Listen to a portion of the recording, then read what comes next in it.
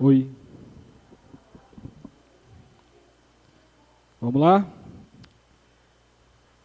Olha aí. Na hora. Quase iam pegar um carimbo de atrasados aí. Boa tarde, meus irmãos. Vamos começar mais uma escola dominical, para a graça do Senhor. E para a gente iniciar essa EBD, antes de a gente orar, só vou fazer um pequeno lembrete, né? Na EBD passada, a gente estava no último ponto, que era quando a gente estava falando sobre que o nosso papel como sacerdote faz com que o nosso culto, né, foi até um comentário que a irmã Iranilde fez, que o nosso culto não acaba aqui, né, que segunda-feira a gente segue num culto, a nossa vida é um culto, e a gente ia ver esse ponto, esse detalhe, justamente na hora que acabou o nosso tempo, então a gente vai pegar a partir daí, tá bom? Então tem aí um slide, vocês já estão vendo, que foi o último slide da semana passada, e nesse slide que vocês estão vendo, está justamente mostrando isso, que a nossa liturgia, ela tem esses pontos, e aí eu fui mostrando para vocês como a gente faz isso aqui na igreja, com a chamada sendo justamente nós sendo chamados para louvar ao Senhor, confissão, nós confessamos o nosso pecado diante do Senhor, gratidão, nós agradecemos porque Ele nos perdoa, e aí nós oferecemos sacrifício de louvor a Ele, na forma dos nossos cânticos, leituras bíblicas, as ofertas e dízimos que entregamos, tudo isso faz parte desse momento de gratidão. Depois nós somos edificados, né, edificados pela palavra que é pregada pelo pastor, pelo mensageiro que vem ao púlpito, e no final nós somos enviados. Nesse envio é quando o pastor dá a bênção apostólica e está nos enviando para a parte 2 do culto, não acabou o culto, vai para a parte 2, que é a parte da missão, e é o que nós vamos ver agora, essas mesmas partes da liturgia aí, elas servem para a nossa vida lá fora, e eu quero que os irmãos, por favor, foquem muito nisso, prestem muita atenção nisso, porque muitas vezes a gente ainda tem essa visão de que o culto acaba aqui, a parte religiosa, a parte cristã da minha vida é aqui, e lá fora é o mundo, lá fora é o secular, mas irmãos, diante de Cristo não existe secular, diante de Cristo não existe vida mundana. Toda a nossa vida, já que somos sacerdotes, como vimos no domingo passado, toda a nossa vida é um ofício. Toda a nossa vida nós estamos no serviço do Senhor. Então eu quero mostrar isso para vocês agora, na continuação. Vamos continuar aí agora com a segunda-feira, com a nossa segunda parte do culto. Antes disso, vamos orar? Vamos baixar nossas cabeças e orar, agradecendo ao Senhor por esse dia. Pai nosso que estás nos céus, nós bendizemos o Teu nome, nós glorificamos o Teu nome, Senhor, que é bendito, por nos trazer até aqui neste dia, dia do Senhor, para que possamos aprender mais da Tua palavra e com isso, Senhor, ter mais do que informações, mas conhecer o Teu coração, conhecer a Tua vontade para nós. Ajuda-nos, Senhor, edifica-nos, Senhor, é o que te pedimos, em nome de Jesus Cristo e por intermédio do Espírito Santo. Amém. Então vamos lá? Chamada, o momento que somos chamados para levantar e adorar a Deus. Aqui no culto a gente já sabe. E na vida, quando é que Deus nos chama? Ora, Deus nos chama quando você acorda. No momento que você acorda, abre os olhos e percebe que está vivo, é uma chamada. Levanta. Está na hora que Deus quer te usar. Ele te deu essas horas de descanso, não sei quantas, não sei se foram boas, não sei se foram ruins, mas a partir do momento que seu olho abre, Deus está te chamando. Deus quer começar a trabalhar por meio do teu corpo, por meio da tua vida, a partir daquele momento que você se desperta a cada dia. Então, a cada dia que você se levanta, não é só mais um dia normal, não é só mais um dia de trabalho, um dia secular, é um dia onde o Senhor dos Exércitos está levantando um sacerdote para trabalhar para Ele. Para Ele. Então nunca pense que é um dia normal, nunca pense que é um dia que você vai trabalhar para ganhar dinheiro, que é um dia teu. É um dia que você foi levantado, foi chamado por Ele. E um momento de confissão de pecados. Você tem que lembrar todos os dias e ter um momento de confissão de pecados. Sabe um momento interessante para a confissão de pecados?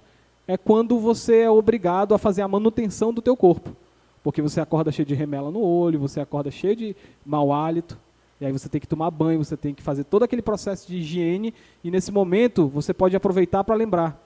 Assim como o meu corpo físico está desse jeito, precisando de cuidado, precisando de manutenção, né, para não se estragar todo, um dia eu espiritualmente estive morto, e Deus me lavou. Você se lembra nesse momento do teu batismo, Lembra-te do momento em que Deus não viu nada de interessante em você, mas assim mesmo te tirou da sujeira e da imundícia do seu pecado. Tire um momento todos os dias para lembrar que Deus te lava e te quer puro na presença dele. Confesse seus pecados. Amém? E aí, gratidão. Ora, se aqui na igreja o momento de gratidão é o momento onde entregamos nossos louvores ao Senhor, na semana é a mesma coisa. Ou vocês não oram no momento da refeição? Não é um momento de alegria, não é um momento de gratidão, porque mais um dia o Senhor renova a graça dele na tua vida, te dando aquele prato de comida. Só que nós estamos tão na correria da vida, que nós praticamente não vemos aquele prato de comida como uma oferta. Nós não vemos. Nós achamos que é normal ter comida no prato, e não é, irmãos. Não é. Milhões de pessoas não têm. Quando você tem um prato de comida, significa que Deus, Ele quer te dar forças naquele dia. Ele está te alimentando, não é porque Ele quer te ver gordo. Deus está te alimentando porque Ele quer usar as forças que aquele alimento vai dar para o teu corpo. Ele quer usar você na obra dele. Então é um momento de oferta, é um momento de entregar ao Senhor a tua gratidão por estar sendo alimentado por Ele, por estar sendo cuidado por Ele. Então, aproveite esse momento também para fazer uma rápida reflexão bíblica. No momento da tua refeição, aquela horinha do intervalo do trabalho, ouça um versículo bíblico, está rápido, não dá para puxar o texto, ouça na internet um versículo bíblico, leia um material, faça alguma coisa, aproveite esse momento de gratidão para ser um momento de louvor. Então isso faz parte do seu culto semanal. Também faz parte da edificação. E o envio? O envio acontece todos os dias, quando você sai da tua casa e vai para o teu trabalho. Às vezes você está tão cansado, às vezes a gente está tão cansado, que a gente pensa que é só mais um dia comum debaixo do sol, onde eu estou indo para o meu sofrimento, eu estou indo para o meu deserto, eu estou indo para a minha luta. Mas é mais do que isso. Cada dia que você levanta e vai para o teu trabalho, de ônibus, a pé, de bicicleta, de rota, seja do que for, cada dia que você vai para o trabalho é Deus te enviando, porque Ele quer usar você no teu trabalho como missionário. Mas como? Como Ele quer me usar como missionário? Ele quer que eu evangelize pessoas no trabalho? Também. Evangelizar faz parte, mas evangelizar é só uma pequena parte do processo de como Deus usa você no teu trabalho. Não é só em evangelizar que você faz a obra de Deus. Quando você faz o teu trabalho bem feito, você já está fazendo a obra de Deus. Porque o mundo é de Deus. Então, quando você usa os recursos do mundo para fazer uma coisa bem feita, Deus se alegra. Não é só quando você evangeliza, não é só quando você pega o seu salário e dá o dízimo certinho. Tudo isso é importante, você tem que dar o dízimo certinho, você tem que evangelizar sim. Eu não estou dizendo que não tem que fazer, tem que fazer. Mas só de você fazer o teu trabalho certinho, só de você dar bom testemunho no teu trabalho, só de você ser um cristão na prática do teu trabalho, ético, correto, honesto, ali você já está fazendo a obra do Senhor.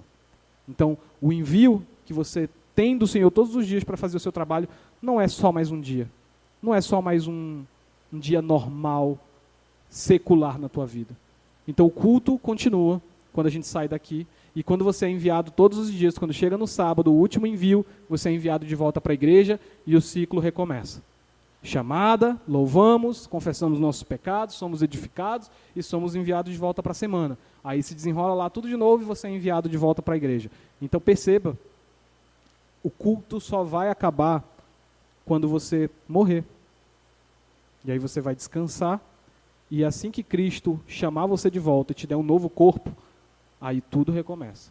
Só que recomeça de uma forma perfeita, onde não vai mais haver cansaço, onde não vai mais haver descontentamento, onde não vai mais haver desemprego, onde não vai mais haver desonestidade no trabalho, patrão que não paga o salário, isso tudo, nada vai existir mais.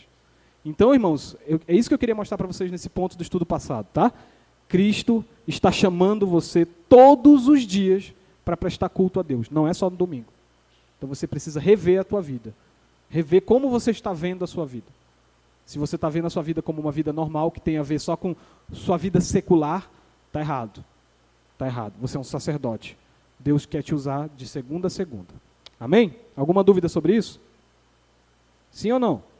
Não? Então, aí está as palavras de conclusão do estudo passado, né? Repete tudo isso que eu falei. E aí vamos iniciar o tema de hoje, nosso estudo de número 11, da nossa EBD de Panorama do Antigo Testamento. Estamos no livro de Levítico e vamos, se o Senhor permitir, do capítulo 11 ao 16. Então, se nós vimos no domingo passado que Deus quer usar sacerdotes para a sua obra, hoje nós vamos ver como lidar com o problema da impureza. Porque Deus é santo. E a palavra de Deus diz a todo momento, sejam santos, porque eu sou santo. Então, o sacerdote do Senhor, a gente viu isso no domingo passado, ele precisa se purificar antes de oferecer o sacrifício, não é verdade, irmãos? A gente não viu isso semana passada? Que o sacerdote, ele entra no templo, primeiro ele oferece um sacrifício por ele, e aí depois ele está pronto para representar a comunidade. Aí nós vimos que Cristo não é assim. Cristo só precisou se sacrificar uma vez, e não foi por ele, foi só pela igreja, porque ele é puro, não tem pecado. Mas a partir daí, ele nos transforma em sacerdote. Cristo nos usa como sacerdote, só que nós, seus sacerdotes, precisamos ser sal e luz. Precisamos estar purificados na presença dele. E como é que nós fazemos isso? E agora, vamos ver em Levítico 11 a 16 isso. Primeira forma que Deus ensina a Israel a se manter puro, se manter santo, é por meio da dieta. Olha que curioso. A primeira preocupação de Deus ao ensinar Israel a ser puro na presença dele é o que vocês devem comer e o que vocês não devem comer. Então, o capítulo 11, os irmãos abram aí no capítulo 11 as suas Bíblias, tem toda uma regra de como Israel tinha que se alimentar. Que tipo de animal Israel podia comer, que tipo de animal Israel não podia comer. E a forma como a igreja cristã tem interpretado esses textos ao longo da história são muitos. A gente tem, por exemplo, cristãos da igreja adventista do sétimo dia, que ainda praticam à risca essas regras de Levítico 11. Os adventistas, eles não se alimentam de carne de porco, frutos do mar e essas coisas, baseados em Levítico 11. Mas a alegação que dão muitas vezes para isso, por que não pode comer isso aí, seria de que esses animais são impuros, tem alguma coisa dentro deles de impureza, e aí quando você come, você fica impuro, e portanto, vai fazer mal para a sua saúde. Aí usam supostos estudos científicos para dizer, olha, a carne do porco tem isso, tem isso, tem isso. Irmãos, eu não sei até onde a gente pode ir nesses pontos. É muito esquisito. Eu acho que Deus, se quisesse dizer, olha, não come isso porque faz mal para a saúde, ele teria dito de forma mais clara. Eu acho que não está aí uma questão necessariamente de saúde, não pode comer porco, não pode comer isso, por motivo de saúde. Eu acho que a questão é outra. Eu quero propor para vocês o que, a partir dos estudos que eu fiz, eu cheguei à conclusão. A conclusão que eu cheguei é que esses animais que estão na lista aí de baixo, os animais em cima, que está escrito aí de verde, são os que são considerados puros. Israel pode comer. E os de baixo, não. Os de vermelho aí, não pode comer. E a minha conclusão é de por que esses animais de baixo não podem ser comidos, é porque eles eram animais que estavam sempre associados à cultura ritualística de alguma religião pagã. Então Israel viveu muito tempo no Egito, vagou muito tempo no deserto e adquiriu muitos hábitos pagãos. Lembram vocês que a gente viu lá em Êxodo que Israel adorou um bezerro de ouro, porque esse bezerro era a imitação de um deus pagão, Ápsis? Lembram disso? Da mesma forma, podia ser que Israel quisesse manter o hábito de comer morcego, de comer porco, porque algumas culturas que Israel conviveu faziam isso. E aí Deus vai dizer o seguinte, não, vocês não vão mais manter nenhum hábito das culturas pagãs que vocês conviveram. Eu vou separar vocês e vocês só vão comer aquilo que vocês levaram no meio de vocês. E aí, se você volta para Êxodo, lembra que eu disse para vocês que Israel saiu, mais de 1 milhão de pessoas do Egito, e dentro deles rebanhos de boi, rebanho de cabra. Lembra que eu falei disso lá em Êxodo? Então, a ideia é que os animais de cima, que podem ser comidos, são os animais que Israel tinha no meio. Agora, se o israelita, quisesse um porco, ele tinha porco no meio dele? Não tinha. O que ele tinha que fazer para comer um porco? Ele tinha que negociar com um pagão. Ele tinha que ir lá com um idólatra, com alguém que tinha um porco, e falar assim, ó, deixa eu comprar um porco, eu te vendo um cabrito. Só que o porco, para esse pagão, era um animal que era adorado. Então Israel ia comprar um negócio para comer, que era um deus naquela cultura.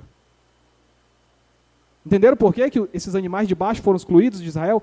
Para que vocês se separem dessas culturas. Se eu deixar vocês comerem morcego, vocês vão ter que ir lá no mercado comprar morcego. E aí vocês vão estar comprando um animal que é idolatrado por aquele povo. E aí vocês vão estar comprando um ídolo para comer. Entendido, irmãos? Irmã Iranilde. Sim, inclusive foi o que eu disse logo no começo, irmã. Muitos hoje acham que é uma questão de saúde, né? Só que, como eu disse para a senhora, a gente não tem base para afirmar isso, porque ou os outros animais também viviam sujos naquele tempo, né? Naquele tempo a gente não tinha toda a tecnologia agrária de manter o animal bonitinho. Então, se Israel não podia comer nenhum animal que se sujasse, ia ser meio complicado para um povo que vaga no deserto, né? Que não para, que não tem um tempo para limpar as coisas direito. Então, pode ser que o porco era visto como um animal sujo? Pode ser sim. Mas eu acho que o mais provável seja essa explicação que eu dei, de que os animais eles estavam vistos como eram de outra cultura. O porco é idolatrado por aquele pessoal. O morcego é um ídolo ali.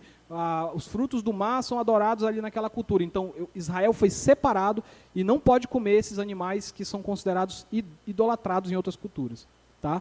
Então, é mais provável que tenha uma questão aí de idolatria mesmo. E aí, quando Deus fala que vai santificar Israel, essa palavra no hebraico santificar tem a ver com separar, com tornar distinto.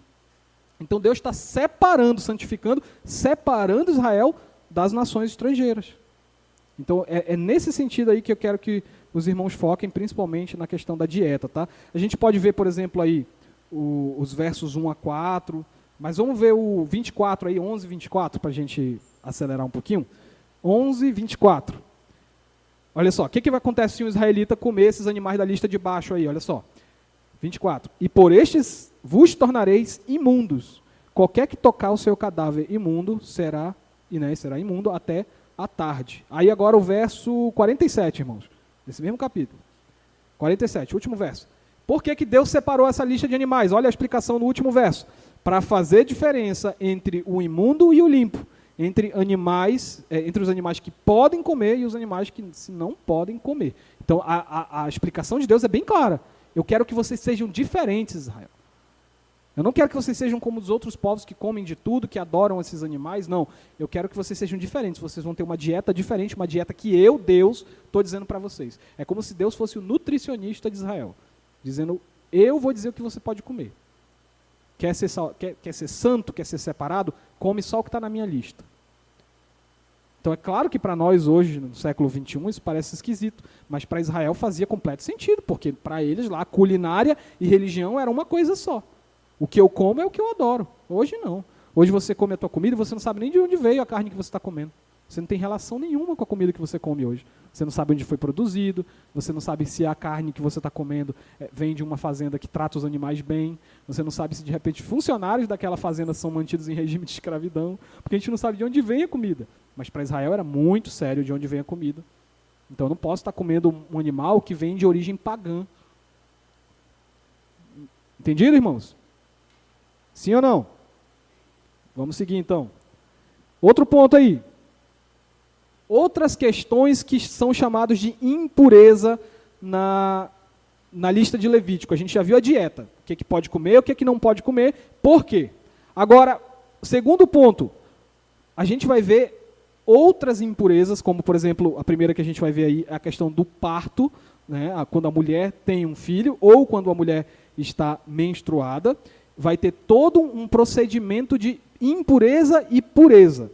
Então, a mulher em período menstrual, ou a mulher que acaba de ter um filho, ela é considerada impura por 33 dias se o filho for menino, e o dobro se o filho for menina. Aí, nesse momento, automaticamente, se você está num contexto de universidade, ou um contexto lá fora, vão dizer, está vendo? A Bíblia é machista.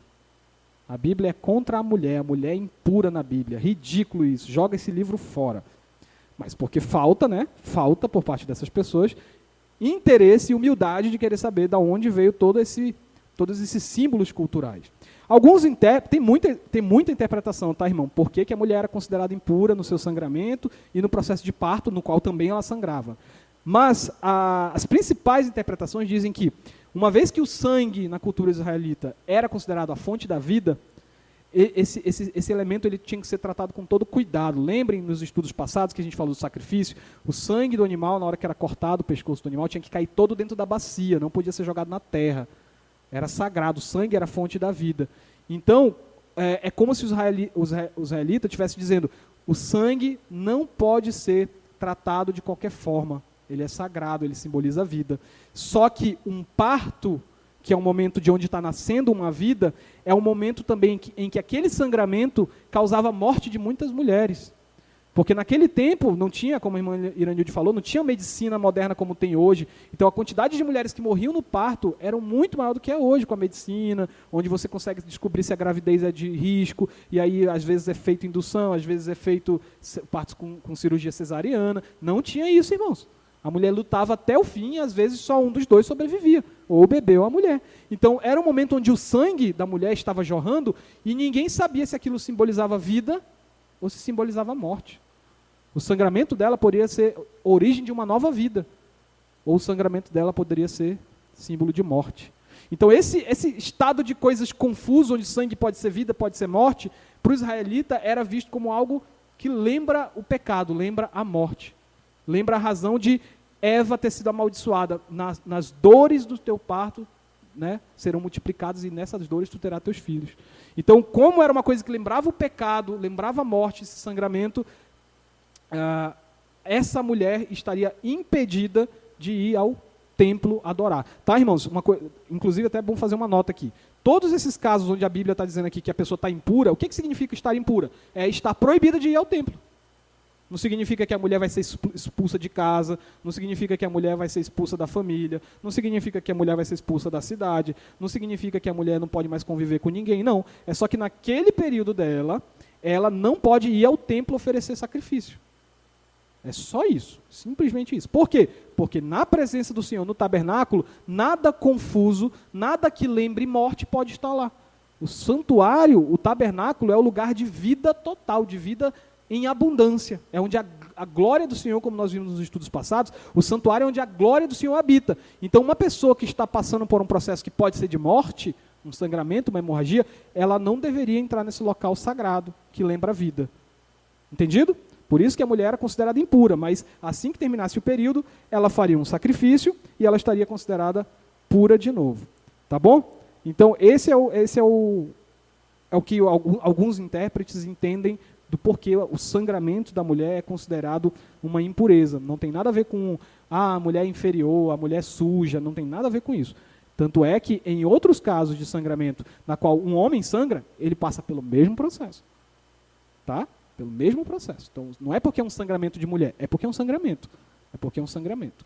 E sangue é considerado vida, mas nesse contexto pode ser morte. Alguma dúvida sobre isso? Sim ou não? Não? Vou seguir. Segundo ponto, então, as doenças de pele.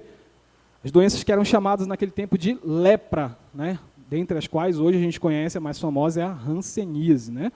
Então, as doenças de pele ou a lepra seguem esse mesmo preceito. A pele está em processo de deteriorização e ela solta, sei lá, pus, qualquer fluxo que seja, que o israelita também recebeu entendimento de que aquilo também era algo confuso, era algo que poderia significar morte. Tanto que uma pessoa ela não era declarado leproso de primeira. Ah, está com a pele assim. Ah, então é lepra. Não. Tinha que chamar o sacerdote para examinar a pessoa para dizer se ele era um leproso ou não. Não era só estar com a ferida na pele e já era considerado impuro, não. Eles faziam alguns exames para saber se era uma doença normal, se era uma ferida do trabalho que infeccionou e alguma coisa assim, ou se era de fato a tal da hanseníase. E aí se fosse, que eles chamavam de lepra, aí a pessoa estaria considerada impura pelos mesmos motivos que quem come um porco está impuro, pelos mesmos motivos que uma mulher com um momento de sangramento está considerada impura. Então, é por isso que em Israel o leproso era afastado. Aí tem uma questão que a gente pode voltar para o ponto da irmã Iranilde. Pode ser que a sabedoria de Deus usou essa questão para prevenir Israel de repente essa hanseníase se espalhar? Pode ser. Pode ser que Deus, na sua sabedoria, falou assim, é melhor afastar essa pessoa do convívio social, porque se esse impuro ficar no meio do povo, a hanseníase pode ser contagiosa, já que eles não tinham medicina moderna, né, irmão?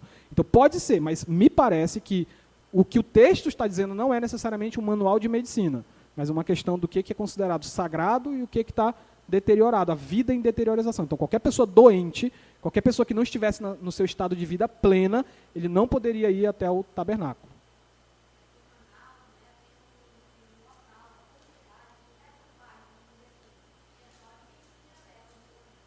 Era o famoso leprosário, né? Esse bairro foi fundado quando trouxeram eles lá do Iranduba, porque eles ficavam lá naquelas ruínas de Paricatuba, lá que era o leprosário.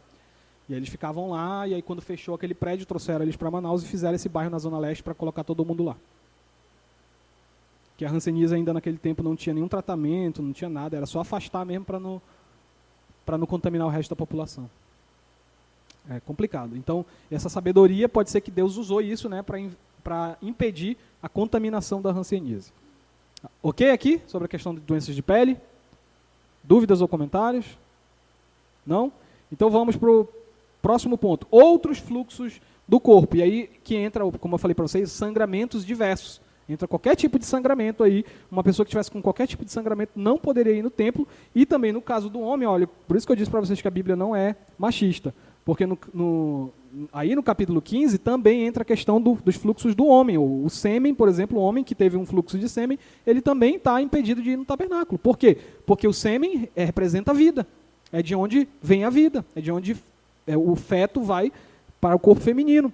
Então o que acontece? Se esse homem está desperdiçando sêmen, aí tem uma história na Bíblia que fala sobre isso, outro dia a gente vai conversar sobre ela. Se um homem está passando por um processo de fluxo de sêmen, ele está com vida sendo desperdiçada, ou seja, potencial morte. Então, em um homem com um estado de potencial morte, desperdício de vida, desperdício de sêmen, ele está impuro, proibido de ir ao tabernáculo. Então, viu como é coerente a regra da Bíblia? Você pode não achar, pode achar ela esquisita para os nossos tempos. Tudo bem achar esquisito, mas ela não é incoerente, ela não é, digamos assim, injusta. Ela estabelece um padrão para todos. Você tem que estar no seu estágio de vida plena.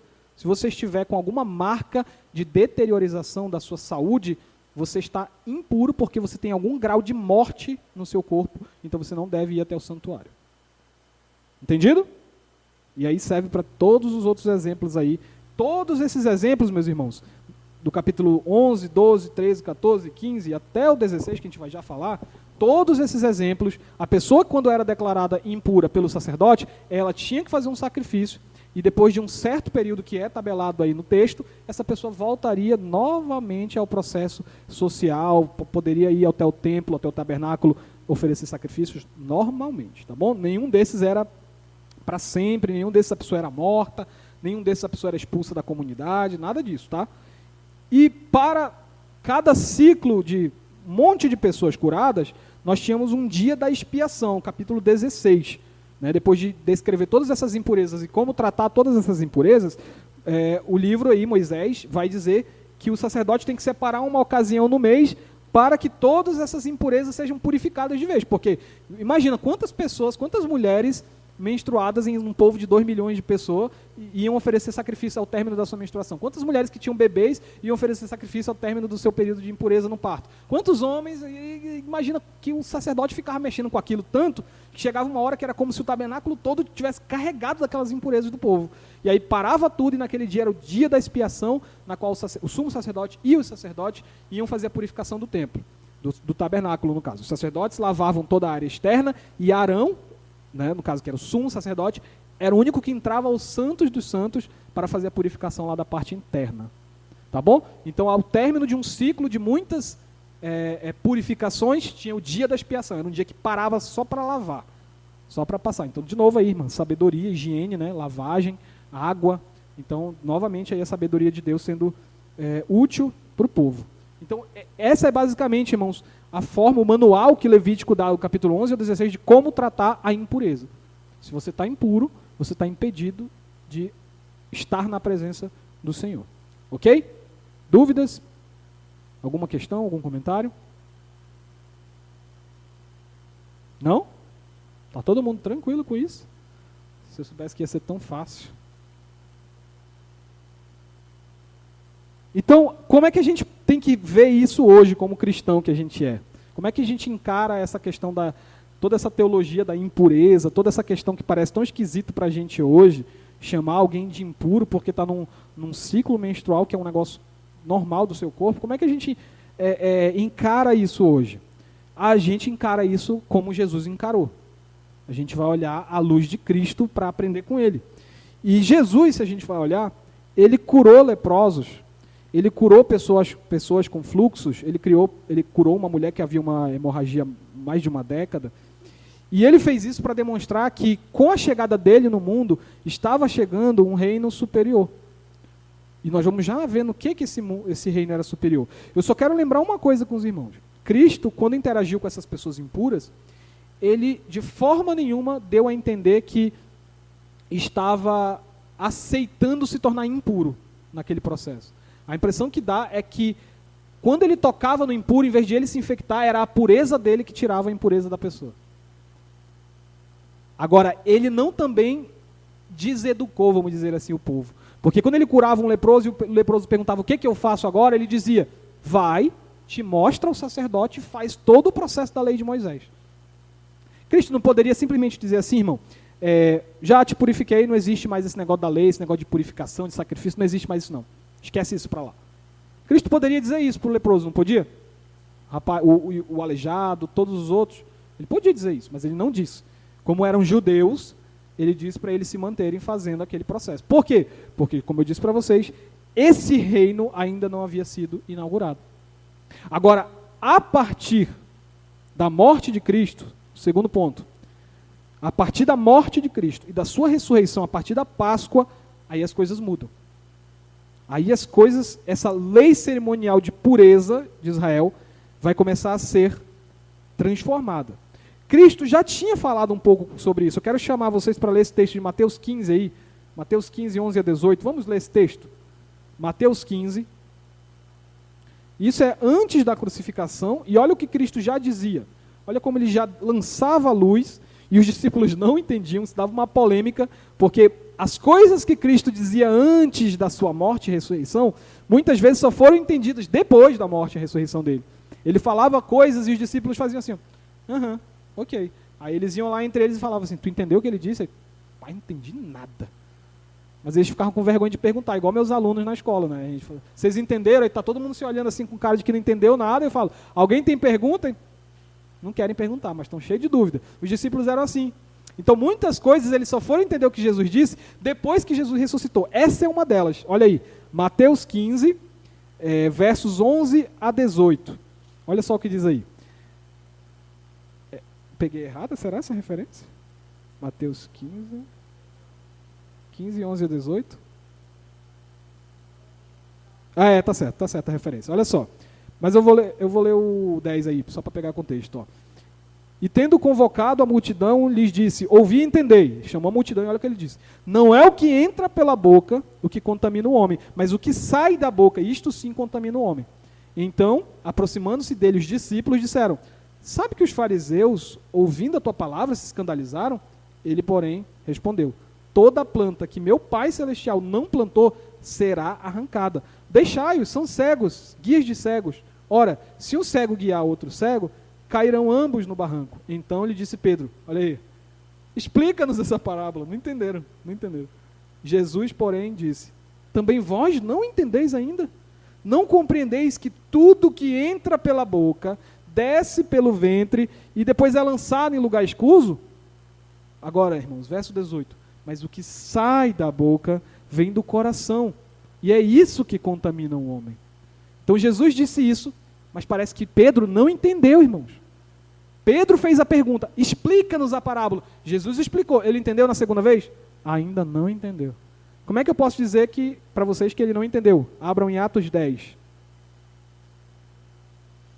Vou mostrar para vocês que Pedro, mesmo com uma segunda explicação,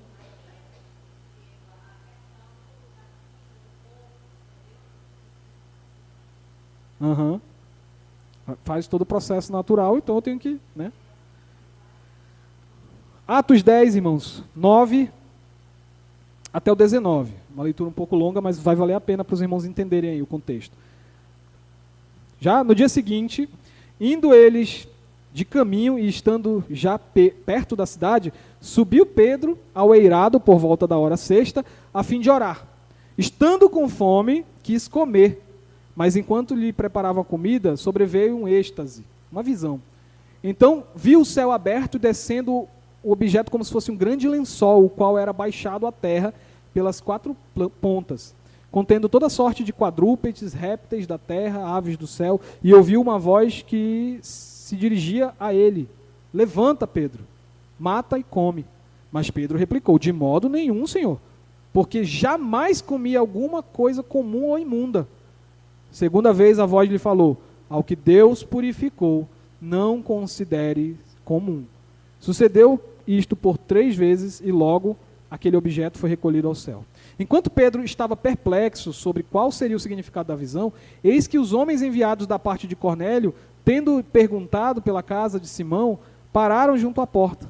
E chamando, indagavam se estava ali hospedado Simão, por sobrenome Pedro. Enquanto meditava Pedro acerca dessa visão, disse-lhe o Espírito: estão aí 2 homens que te procuram. Então, irmãos, encurtando a história, a visão aborda essa simbologia dos animais que não podiam ser comidos. Eles apareceram para Pedro, Deus disse: Pedro, come esses animais. E Pedro disse: não vou comer porque é impuro. Ou seja, ele não entendeu o ensino de Cristo. Tudo bem que a parábola, na verdade, está falando da união entre gentios e judeus. Tudo bem, tem esse contexto. Mas, ao mesmo tempo, era para que Pedro entendesse que os hábitos dos gentios, veja bem, o gentio comia porco, certo? Então ele era impuro diante de Deus? Sim ou não? Não. Jesus acabou de falar não. O que Deus santificou, não considere impuro. Então, se o gentio come porco e não fica impuro, então a comida não faz o seu corpo ser impuro. Então, isso para a mente de um judeu, irmãos, era um negócio escandaloso. Depois a gente tem aquele episódio que Pedro, lá em Gálatas com Paulo, a gente descobre que Pedro ainda fingia que aceitava isso, mas quando tinha gentil e judeu, ele sentava com os judeus para não causar problema. Então, Pedro foi aprendendo isso devagar, irmãos. Era uma coisa cultural muito pesada, muito forte para os judeus. Paulo não, Paulo já é um pouco mais para frente nesse ponto. Vamos ler aí Colossenses para a gente passar?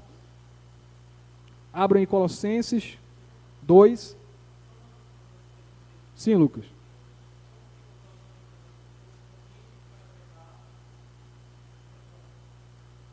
Lucas perguntou como fica a questão da consciência. Se a minha consciência me faz pecar, não come. Vamos já falar sobre consciência, Lucas. Vamos só ler esse texto aqui de Colossenses. Colossenses 2, 21, 23. Colossenses 2, 21, 23. Olha o que Paulo fala aí. Ó. Vou ler o 20 também para ficar melhor.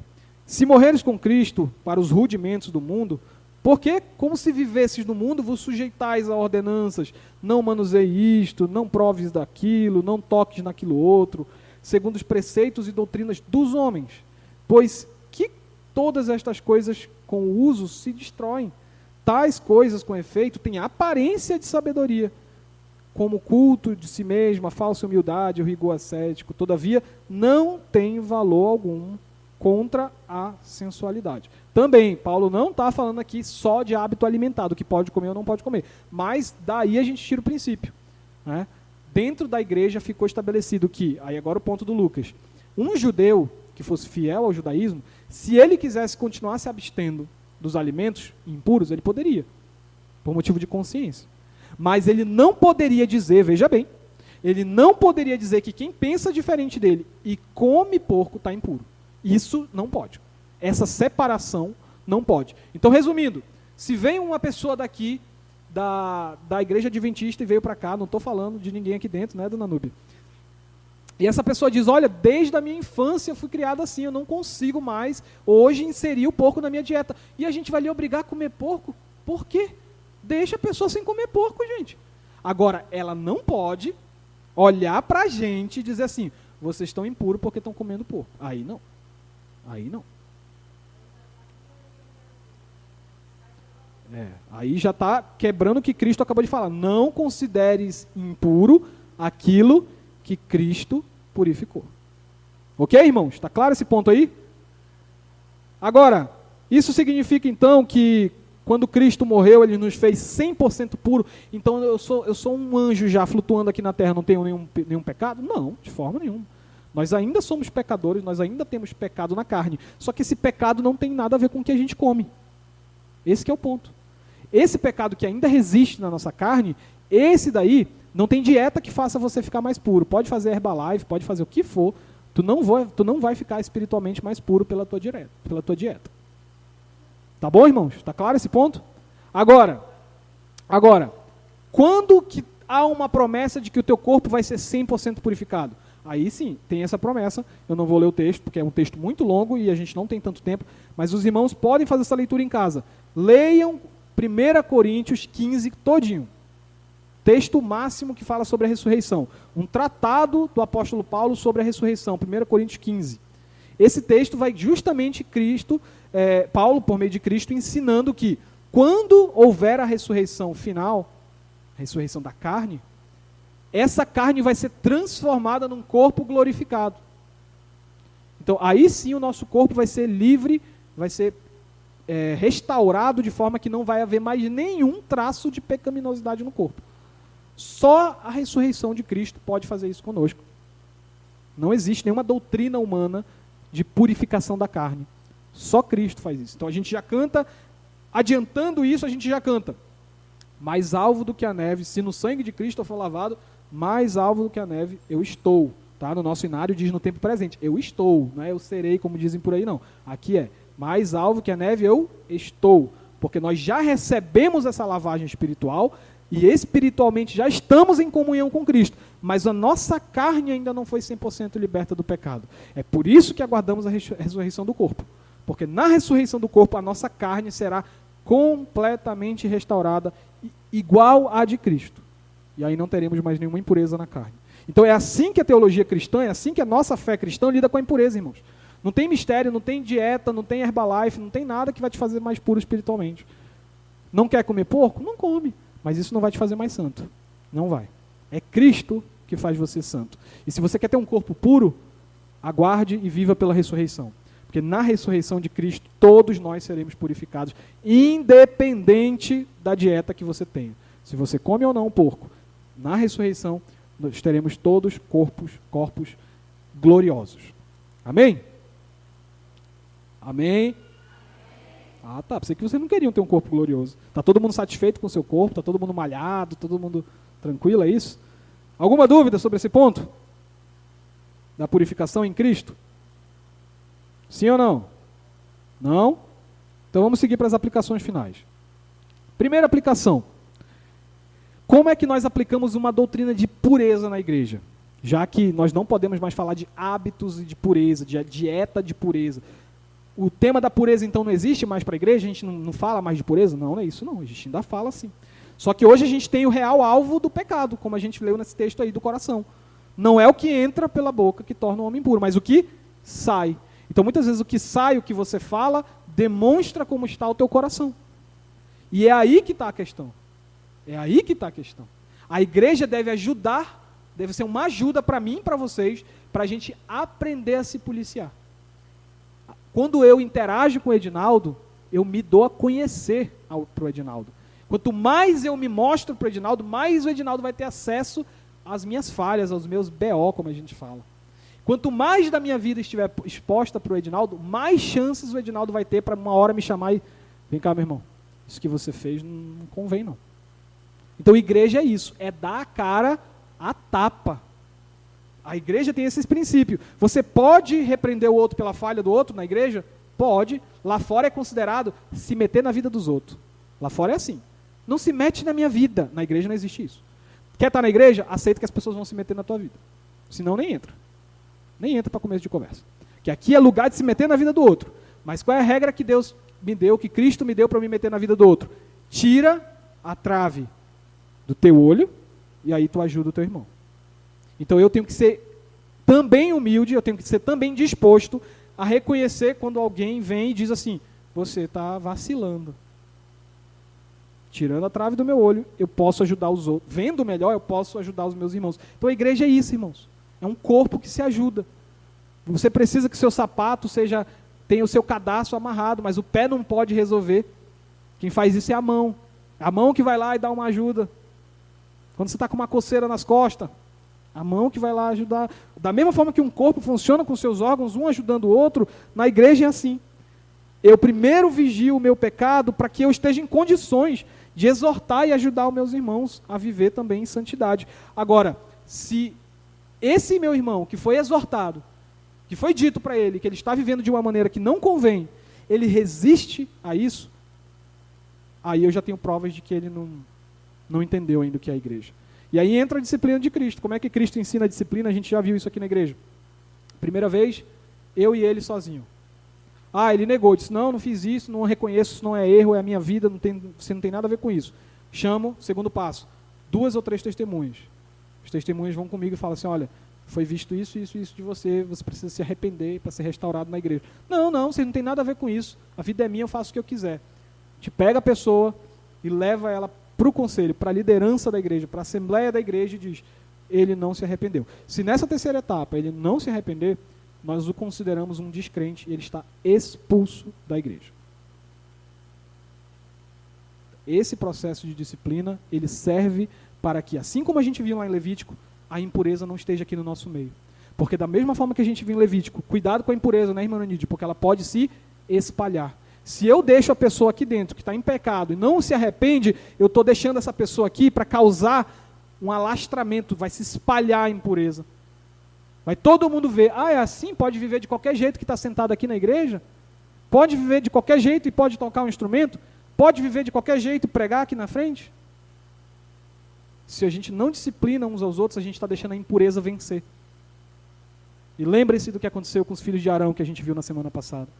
Quando você entra na presença do Senhor com culto, com uma vida impura, o Senhor pode te consumir na sua ira, no seu fogo ardente. Então é por isso que nós precisamos cuidar da impureza. E aí os irmãos pegam esse mesmo conceito, baseado no que a gente viu no estudo passado, e entendam que essa cobrança por pureza, por nos ajudarmos à santidade, não acaba no fim do culto. Nós precisamos ser mais parecidos com uma família, como Cristo queria. Ao longo da semana, nós temos que saber como estão nossos irmãos. Tem crente que é membro da igreja só no domingo. É como se fosse uma empresa, ele bate o ponto aí na frente, na saída ele bate o ponto e acabou, a missão dele é só essa aí. O expediente dele aqui é das 5 às 20. Fora disso, ele não sabe como está o irmão que está doente ele não ora, ele não se interessa pela família dos irmãos, ele não faz uma visita. A vida dele é só aqui. Então nós temos que ser igreja na prática. Nós temos que participar daqueles eventos que a gente acha que não vai ganhar nada com isso. Aniversário do fulano, não venho. O que eu vou ganhar com isso? Não vou ser abençoado? Isso não é ser igreja, irmãos. Ser igreja é ser parte da família. E para ser parte da família eu tenho que estar nos momentos bons e nos momentos ruins. Nos momentos que eu acho interessante, nos momentos que eu não estou muito afim de ir. Então, assim a gente se exorta, assim a gente cresce espiritualmente rumo à pureza. Amém? Alguma dúvida? Algum comentário final que alguém queira fazer? Não? Então vamos orar. Sabia, Nilton. Sim, porque nós reconhecemos que é uma bênção do Senhor, não é uma comida normal. Aquilo que eu estava dizendo no começo, a gente come tão apressado hoje em dia, que a gente esquece que tem pessoas que não têm aquele alimento. Então a gente deixa de ver o alimento como um ato da mão de Deus entregando para você no teu prato. Se você lembrar todo dia que quem está colocando aquele alimento no teu prato não é você, é Deus, você vai orar e agradecer a Deus porque Ele está te dando diretamente da mão dEle. Essa que é a questão do alimento. Ele está te sustentando para a obra dEle.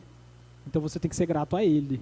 Mas a gente vive tão apressado que a gente pensa que é a gente mesmo que está provendo nosso próprio prato. Aí quando fica desempregado e não consegue mais prover a próprio alimento, aí fica perguntando, Deus, cadê? Por que tu me abandonou? Mas quando ele estava dando a comida, tu não reconhecia que vinha dele. Não é tu que é o bichão, como a gente fala? Não é tu que é capaz de sustentar a tua própria casa? Sustenta agora aí. Então essa é a questão. Reconheça. Reconheça que o que vem até você vem da mão do Senhor. Amém? Mais alguma coisa, irmã Nilde? Obrigado. Vamos orar, meus irmãos, para finalizar esse momento. Pai nosso que estás nos céus, nós te agradecemos, Senhor, por esse momento de aprendizado da Tua Palavra. Pedimos que o Senhor aplique a Tua Palavra aos nossos corações, Senhor. Que não seja só uma aula, Pai, mas que seja um momento onde estaremos sendo conformados à Tua vontade por meio do nosso Senhor Jesus Cristo, que é o exemplo máximo para nós de pureza. Ajuda-nos, Pai, pelo mérito dEle, pelo sangue dEle, a andar em pureza diante de Ti. Pedimos isso, Senhor, por intermédio do Espírito Santo, em nome de Cristo Jesus. Amém.